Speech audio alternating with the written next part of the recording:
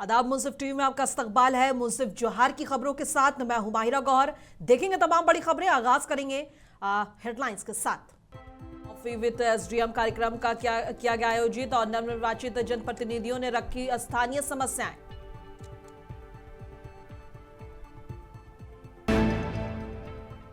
गढ़वा में शहीद जितेंद्र सिंह को सीआरपीएफ जवानों ने दी श्रद्धांजलि। परिजनों को दिया हर संभव सहयोग का भरोसा।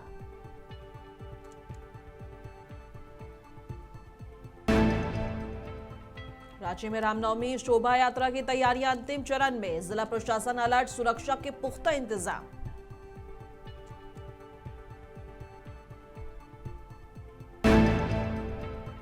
चतरा में हुआ भीषण सड़क हादसा। ट्रैक्टर पलटने से 30 श्रद्धालु घायल, सभी का इलाज जारी।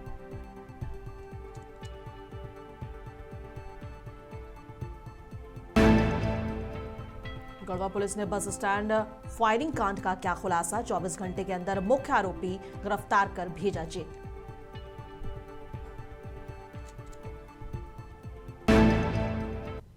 और आगाज करेंगे झारखंड के अहम और बड़ी खबरों के साथ। सबसे पहले खबर गढ़वा की। बता दें कि गढ़वा सदर एसडीएम संजय कुमार ने आज कॉफी विद एसडीएम कार्यक्रम के तहत नगर परिषद और माझियाओं नगर पंचायत के नवनिर्वाचित जनप्रतिनिधियों से परिचयात्मक संवाद किया है। बैठक में यातायात व्यवस्था, सड़क चौड़ीकरण, अव्यवस्थित वाहन पड़ाव और अवैध शराब बिक्री और ठोस अपशिष्ट प्रबंधन सहित कई स्थानीय समस्याओं पर चर्चा हुई है। और बता दें कि एसडीएम ने सभी सुझाव को गंभीरता से लेते हुए संबंधित विभागों के साथ समन्वय कर आवश्यक कार्रवाई का आश्वासन दिया है। कार्यक्रम में पारदर्शिता और जनता से संवाद को बढ़ावा देने की सराहना भी की गई।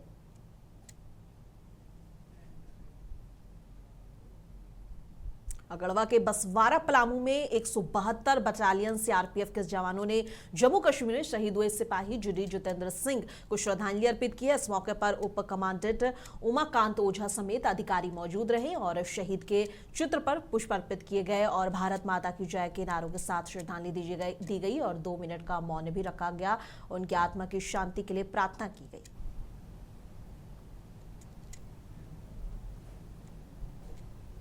राजधानी रांची में रामनवमी शोभा यात्रा की तैयारियां अंतिम चरण में पहुंच गई है। सभी अखाड़ों ने भव्य शोभा यात्रा निकालने की रणनीति तैयार कर ली है। वहीं जिला प्रशासन और पुलिस ने भी आयोजन को शांतिपूर्ण और सौहार्दपूर्ण ढंग से संपन्न कराने के लिए पूरी तरह से तैयारियां कर ली है। ऐसे क्रम में डीजीपी तदाशा मिश्रा ने रांची एसएसपी कार्यालय में उच्च स्तरीय समीक्षा बैठक की। बैठक में एसएसपी राकेश रंजन समेत सभी वरीय पुलिस अधिकारी मौजूद रहे।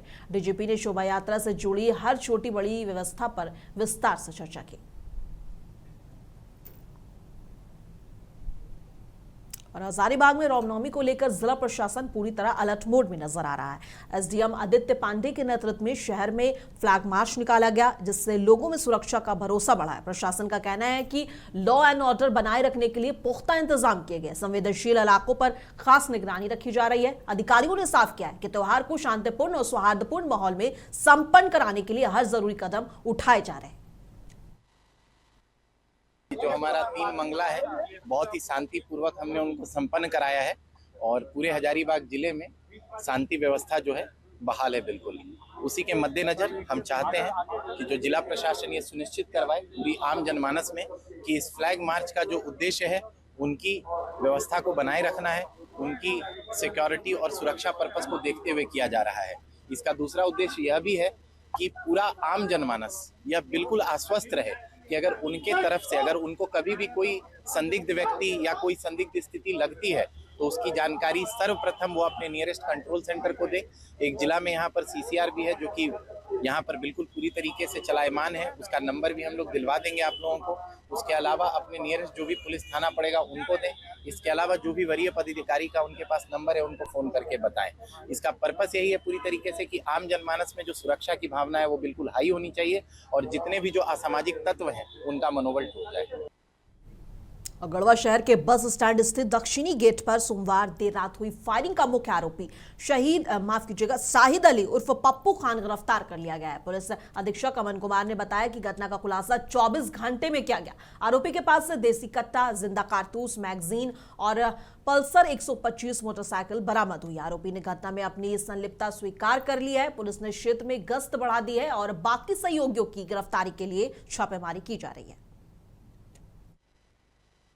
23/26 के रात्रि को लगभग 11 बजे हम लोग को सूचना मिला कि बस स्टैंड के पास कुछ अपराधियों के द्वारा कुछ बस कंडक्टर लोगों के साथ मारपीट की गई है और एक राउंड फायरिंग की गई है। उस संदर्भ में फर्दर जांच किया गया तो यह तथ्य सामने आया कि शाहिद अली और पप्पू खान के द्वारा रंगदारी वसूलने की नीयत से यह कांड किया गया है। इसमें अग्रतर कार्रवाई करते हुए पप्पू खान की गिरफ्तारी की गई 24 घंटे के अंदर और उसके पास से एक कट्टा, जिंदा कारतूस, मैगजीन और एक मोटरसाइकिल बरामद किया गया है और उसका मोबाइल भी बरामद किया गया है। इसमें अन्य कुछ अभियुक्तों के भी नाम आए हैं जिसकी छापेमारी, इसके लिए हम लोग छापेमारी कर रहे हैं और उसकी भी अरेस्टिंग हम लोग सुनिश्चित करेंगे।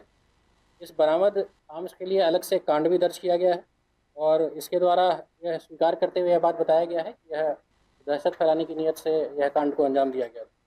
इसमें इसके विरुद्ध पूर्व से भी लगभग 9 कांड हम लोग को मिले हैं जो दर्ज हैं। इसके अतिरिक्त भी हम लोग इसका आपराधिक इतिहास देख रहे हैं, कोई अन्य कांड हो तो। और इस छापेमारी दल में एसडीपीओ गढ़वा नीरज कुमार, सुनील तिवारी, थाना प्रभारी गढ़वा के अतिरिक्त यहाँ के सब इंस्पेक्टर, एएसआईज और थाना का जो बल है वो शामिल रहा है।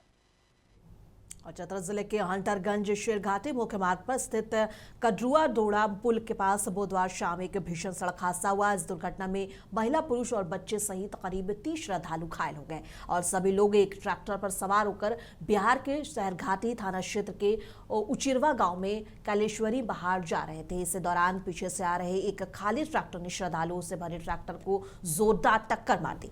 टक्कर इतनी तेज थी कि श्रद्धालुओं से भरा ट्रैक्टर अनियंत्रित होकर गड्ढे में पलट गया।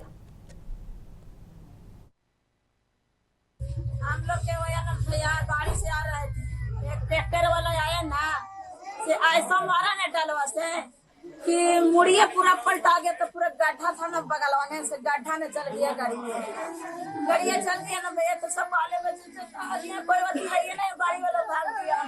कहाँ से आ रहे थे आप लोग? चिरमा से, बिहार से? हाँ। कहाँ जा रहे थे? बेटी बेटा के मन्ना कर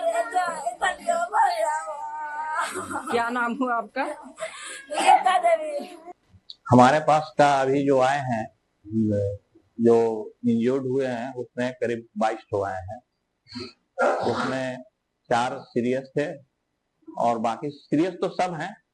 किसी का हाथ टूटा है, पैर टूटा है, लेकिन 4 को ज्यादा ही थोड़ा सीरियस लग रहा था। उसको हम इमीडिएट हम लोग डॉक्टर टीम मिल करके उसको मैनेज कर करके एम्बुलेंस से मगध मेडिकल कॉलेज भेज दिए। बाकी सबको धीरे धीरे इलाज करके सबको और फर्स्ट एड दे करके और जो जितना उसका हो सकता था सब बेहतर करके उसको मेडिकल कॉलेज फर्दर मैनेजमेंट के लिए भेजे हैं।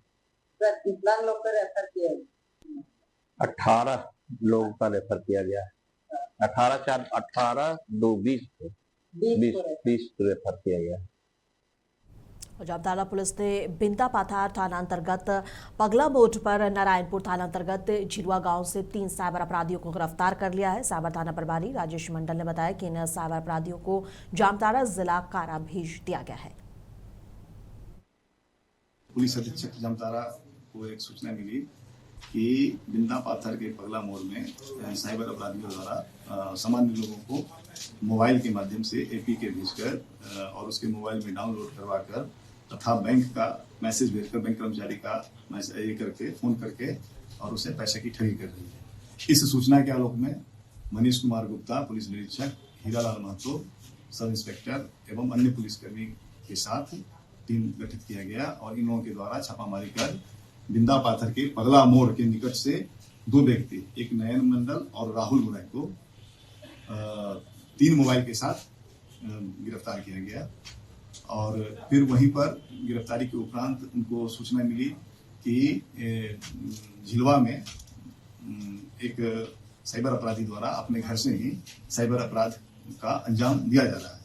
तो उक्त सूचना के आलोक में इन लोगों के द्वारा पुनः जो है सो झिलवा में पहुंचे और झिलवा में जगदीश मंडल के पास के यहाँ पर पहुंचकर उनके घर का तलाशी लिया, छापेमारी किया। तो उनके घर से, जगदीश मंडल के घर से 3 मोबाइल सेट और 1,02,000 रुपया बरामद की गई।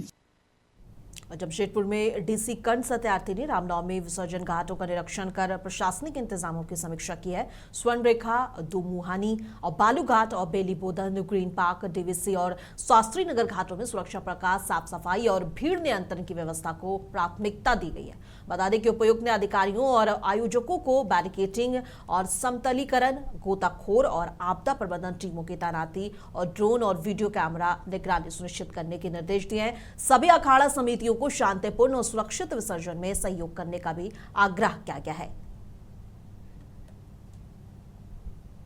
और झारखंड के चतरा जिले के परसौनी गांव में सड़क पार कर रहे 5 वर्षीय अरहम को तेज रफ्तार और अनियंत्रित बाइक ने जोरदार टक्कर मार दी, जिससे मासूम की मौके पर ही मौत हो गई।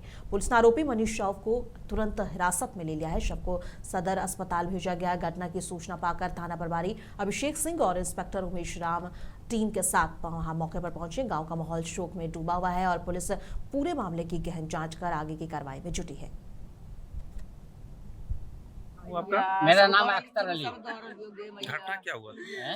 घटना कैसे क्या हुआ था? घटना ये हुआ था कि मैं कहा ना कि मैं रोड पर था, मुझे पता चला कि अरे भाई तभी तो पता चला ना, तो मैं इधर आया तो देखा कि बड़ी भीड़ थी लगी हुई। पूछने के बाद लोगों से ये पता चला कि भाई एक बजरंग साहब का बेटा है, रोड पर रहता है, उसका बेटा ने एक्सीडेंट किया है और वो एक्सपोर्ट पर सुनते बच्ची को मर गया है। उसके बाद लोग ले जाए हॉस्पिटल, तो वहाँ पर डॉक्टर क्लियर कर दिया कि ये मर चुका है। उसके बाद फिर अभी तक तो इसका कोई सूचना नहीं पता चला है। हॉस्पिटल में है, पुलिस आई और उसका जो था वो मुजरिम को जो एक्सीडेंट किया था वो उसको लोग पुलिस ले गई है। कासगंज के कादरगंज गंगा घाट से बड़ी खबर है, जहां गंगा का पानी लेवल से अचानक बढ़ने से हजारों बीघा पालेज फसल जलमग्न हो गई और तरबूज, खरबूजा और सब्जियों की खेती को भारी नुकसान हुआ है। किसानों का कहना है कि ऊपर से छोड़े गए पानी ने उनकी मेहनत पर पानी फेर दिया। अब जिंदगी बिताना काफी मुश्किल हो गया है और जो क्राइसिस है वो गहराता जा रहा है। स्थानीय लोगों ने प्रशासन से अपील की है कि जल्द राहत और जलस्तर कंट्रोल करने के लिए ठोस इंतजाम किए जाएं। प्रेमपाल नाम है, सोनाली थी, वो गंगा में चली गई। अच्छा ठीक है। अब जो है, अब जो ऊपर किसान बचे हुए हैं, किसान भाई थोड़ी बहुत बची हुई है, पाले सब बुरी जान से लेके कचरा तक पाले सब चली गई गंगा जी में। अब इसका क्या उपचार हो सकता है जिससे जो कुछ बची हुई फसलें हैं वो रुक जाएं, उनमें पानी क्या पाले है कि थोड़ी रुक जाएंगे। गंगा तो सूख जाती, पानी आते और गंगा घट जाए तो हो सकता है नहीं रहेंगे भाई बचे। अच्छा, क्या लगता है कि ये पानी छोड़ा हुआ है या गंगा जो है बड़ी है उसका पानी है? जी नहरों में छोड़ा हुआ पानी है, दोनों नहरों जाम दे दिया पानी। अच्छा, दोनों नहरों का इसी में पानी दे दिया। पानी आधा आधा चलता है तो किसान एक नंबर। गंगा का जलस्तर बढ़ने से कादरगंज और उसके आसपास गांवों की हजारों बीघा फसल जो किसानों की होती है, पालेज, तरबूज, खरबूज, खीरा, ककड़ी, ये बर्बाद हो गई है। जो किसान नालियां बनाता है उसमें पानी भर गया है। हमने सिंचाई विभाग से और जिला प्रशासन से ये मांग की है कि पीछे से जो गंगा जी में जल आ रहा है उसको कंट्रोल किया जाए, उसको कम किया जाए, ताकि किसानों की जो फसल बर्बाद हो रही है वो बर्बादी रुक सके। लखीमपुर की निघासन वन क्षेत्र से दिल दहला देने वाली खबर है, जहां एक लेपर्ड ने घर में घुसकर 7 साल की बच्ची को उठा लिया। बच्ची उस वक्त खाना खा रही थी। परिजनों का कहना है कि उन्होंने शोर मचाया और तेंदुआ उसे खेत में छोड़कर भाग गया, लेकिन बच्ची की जान नहीं बच सकी। इस दर्दनाक हादसे के बाद गांव में भारी गुस्सा है। ग्रामीणों ने प्रदर्शन शुरू कर दिया है और मुआवजे के साथ तेंदुओं को पकड़ने की डिमांड जो है वो तेज कर दी। विभाग ने ट्रैपिंग ऑपरेशन शुरू कर दिया है। और मुरादाबाद से एक अलग तरह का प्रोटेस्ट सामने आया है, जहां हिंदू समाज पार्टी युवा मोर्चा के कार्यकर्ता ने आईपीएल और ऑनलाइन गेम्स में सट्टा बंद कराने की मांग को लेकर मुख्यमंत्री को खून से लेटर लिखा है। राष्ट्रीय अध्यक्ष प्रियांशु जोशी ने कहा कि ये जंग सिर्फ आईपीएल तक नहीं बल्कि पूरे सट्टा नेटवर्क के खिलाफ है। उनका कहना है कि बेटिंग और से यूथ का जो फ्यूचर है और भविष्य वो खतरे में पड़ रहा है। संगठन ने वार्निंग दी है कि अगर जल्द कार्रवाई नहीं हुई तो बड़ा आंदोलन किया जाएगा। हिंदू समाज पार्टी युवा मोर्चा राष्ट्रीय अध्यक्ष जी प्रियांशु जी, आज किस तरह से आपने खून का लेटर लिखा है और क्यों लिखा है? देखिए, अभी हमने जिलाधिकारी महोदय के माध्यम से माननीय मुख्यमंत्री जी को भी एक ज्ञापन दिया था कि हमारा आईपीएल से कोई विरोध नहीं है, हमारा विरोध है तो सट्टेबाजों से। जो IPL में ऑनलाइन सट्टा लगवाते हैं, ऑनलाइन गेम्स चल रहे हैं, ID चल रही है, MCX चल रहा है, इससे कई घर बर्बाद हुए हैं, जिससे कि आप खुद साक्षात देख सकते हैं कि 9 महीने माँ बच्चे को अपने पेट में रखती है, उसके बाद वो बच्चा फांसी लगा लेता है, तो उसके दिल पे क्या बीतती है। युवा पीढ़ी को बचाने के लिए आज मैंने अपने खून से लेटर लिखा है माननीय मुख्यमंत्री जी को, और अगर मुझे अपने युवाओं को बचाने के लिए अपना एक एक खून का कतरा भी दान करना पड़ा तो मैं तैयार हूँ, मैं अपने प्राणों की आहुति देने को तैयार हूँ, लेकिन अपने युवा पीढ़ी को इन सट्टेबाजों के चंगुल से बचा के रहूंगा, चाहे मुझे इसके लिए कुछ भी करना पड़े। पत्र में क्या मांग की गई है आपके द्वारा? मेरी मांग बस इतनी है कि ये ऑनलाइन गेम्स जो चलते हैं इनके ऊपर रोक लगी जाए, और जो ये सट्टा किंग है 2025 में भी हमने इसमें कार्यक्रम किया था और पुलिस को बहुत अच्छी उपलब्धि हुई थी, हमने नाम भी बताए थे पिछली बार, जिसमें पुलिस ने उपलब्धि करके उनको बंद भी किया था। SP सिटी महोदय जी और SSP महोदय जी ने बहुत अच्छा कार्यवाही किया था, जिसमें ये लोग बंद हुए थे। झांसी के बबीना में आज गैस सप्लाई को लेकर भारी अव्यवस्था देखने को मिली, जहां सैकड़ों ग्रामीण तपती धूप में सिलेंडर लेकर लंबी लाइन में खड़े रहे, लेकिन उन्हें निराशा ही हाथ लगी। लोगों का कहना है कि 10 से 15 दिन पहले बुकिंग होने के बावजूद सिलेंडर नहीं मिल रहा है। महिलाओं ने आरोप लगाया कि गाड़ी आने के बावजूद उन्हें गैस नहीं दी जा रही है। वहीं KYC और रजिस्ट्रेशन के लिए भी भीड़ उमड़ी पड़ी है। कुल मिलाकर सिस्टम की कमी में खामियाजा और आम जनता को उठाना पड़ रहा है। समस्या ये है कि कई दिन से गैस की बहुत ही ज़्यादा किल्लत है और यहाँ बबीना गैस एजेंसी कोई नियम नहीं बना पा रही है, क्योंकि कभी कहते हैं कि आप आ जाओ, उसके बाद कहते हैं कि अब होम डिलीवरी करेंगे। अब होम डिलीवरी इनके किन किन का पता है, उनको पता है कि इनके घर में किल्लत है, और ऐसे भी लोग हैं कि जिनकी होम डिलीवरी हो चुकी है और सिलेंडर मिला नहीं है, तो कैसे उनकी होम तो इसकी शिकायत आपने जो जिला पूर्ति अधिकारी हैं उनसे की या जिलाधिकारी वगैरह से? जिला पूर्ति अधिकारी जो अभी हाल आए थे ये तो केवल अपना नियम लेके आए थे, पब्लिक का कोई नियम नहीं बता रहे वो। ठीक है, वो ये कह रहे हैं कि होम डिलीवरी होगी, लेकिन पब्लिक की बात तो सुने, उन्होंने एक बात भी नहीं सुनी, केवल अपनी बात को है कि 14 तारीख या 15 तारीख से जिनकी डिलीवरी का डेट लगी है उस पे हम देंगे बस। और जो एक बात बताइए, जो लोग व्यक्ति होम छोड़ करके आए हैं उन्हें डिलीवरी से क्या मतलब है बताओ? या तो आप एक काम कीजिए, यहाँ क्या कह रहे भाई साहब, क्या कह रहे हैं? 2-2 में ब्लैक बेचते हैं, 2-2 हज़ार रुपए में ब्लैक बेचा जा रहा है। अच्छा, 2,000 रुपए तो आपको मिल जाएगा। 100 गाड़ी 100 सिलेंडर उतारेंगे, पूरी बुकिंग कर लेंगे। अब बिजनौर में जालू रोड स्थित 250 साल पुराने श्री शिवपीठ कालिका मंदिर में आज चैत्र नवरात्र के अष्टमी पर चैत आठे मेला आयोजित हुआ और सुबह से ही दूर दूर से श्रद्धालु दर्शन और प्रसाद अर्पित करने के लिए पहुंचे। मंदिर की मान्यता है कि सच्चे मन से मांगी गई मनोकामना पूरी होती है। नवरात्र के अलावा भी आए दिन हजारों भक्त यहां दर्शन के लिए पहुंचते हैं। अब कुशीनगर में पुलिस ने बड़ी कार्रवाई करते हुए दूध के केनों में छिपाकर ले जाई जा रही शराब तस्करी का भादाफोड़ किया है। बरवापट्टी थाना क्षेत्र में चेकिंग के दौरान 2 बाइक सवार तस्करों को गिरफ्तार किया गया, जिनके पास से 417 टेट्रा पैक अंग्रेजी शराब बरामद हुए हैं। आरोपी दूध बेचने के बहाने शराब बिहार ले जा रहे थे। पुलिस की इस कार्रवाई से तस्करों में हड़कंप मच गया है।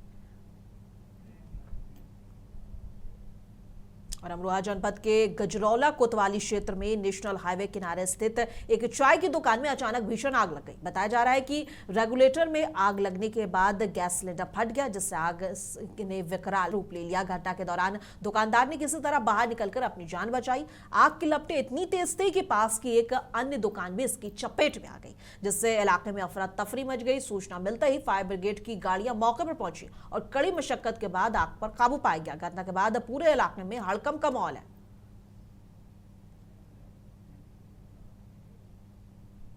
सहारनपुर में ऑनर किलिंग का दिल दहला देने वाला मामला सामने आया है। प्रेम विवाह से नाराज 2 भाइयों ने अपनी ही बहन की गोली मारकर हत्या कर दी, जिसके इलाज के दौरान मौत हो गई। घटना के बाद आरोपी फरार हो गए थे, लेकिन अब एक वीडियो वायरल हुआ है जिसमें एक भाई ने जुर्म कबूल करते हुए फतेहपुर थाने में सरेंडर कर दिया है। पुलिस मामले की जांच में जुटी हुई है। ये थाना फतेहपुर में घटना हुई थी, जिसमें कि एक महिला जो है वो एक व्यक्ति के साथ चली गई थी, जिसका मुकदमा भी लिखा गया था और जिसके बाद उनकी बरामदगी के उपरांत उनके मेडिकल ट्रीटमेंट कराने के दौरान ही उनके सगे भाइयों ने आके उन्हें गोली मार दी। इसमें जो मुख्य अभियुक्त है उसको पुलिस ने गिरफ्तार कर लिया है और आगे न्यायिक हिरासत में उनको भेजा जा रहा है। और इसमें जो महिला हैं उनकी दुखद मृत्यु हो चुकी है और उस संबंध में भी जो आगे कार्रवाई है कराई जा रही है।